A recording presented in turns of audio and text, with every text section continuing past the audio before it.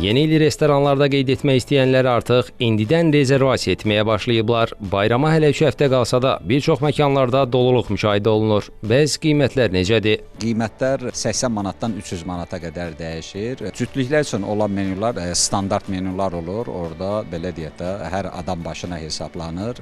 Qiymətlər 150 manatdan 300 manata qədər dəyişir. Ailəvi menyular da eyni qiymət. Menyularda əsasən yemək çeşidləri menyuya görə dəyişir. Əgər balıq çeşidləri biraz çox olarsa, içkilər xarici olarsa, həmin menyular daha yüksək qiymətə təklif olunur. Adi belə deyək də müğənnilər olarsa, qiymətlər 100-150 manata qədər dəyişir.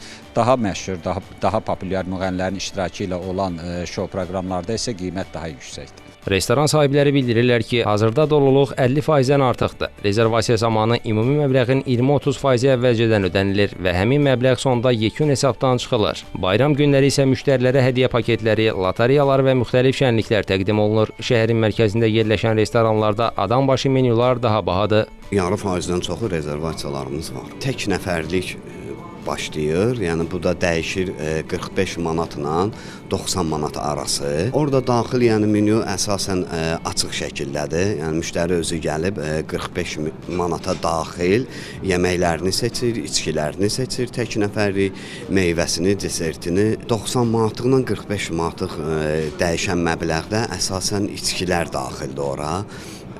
Deyək ki, tutalım ki, bahalı içkilər var, məsələn, yerli içkilər, yerlidən kənar içkilər var, bəli, xarici içkilər, o baxımdan yəni 90 manata qədər dəyişir. Şaxta baba öz yerində, dediyimiz kimi, qarqız öz yerində, müğənnilər də sürprizdir.